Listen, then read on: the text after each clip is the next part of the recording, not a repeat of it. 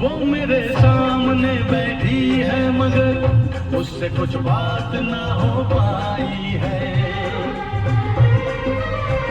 मैं इशारा भी अगर करता हूँ इसमें हम दोनों की रुसवाई है, इसमें हम दोनों की रुसवाई है।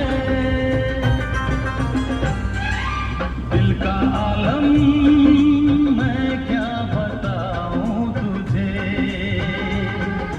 दिल का आलम मैं क्या बताऊं तुझे।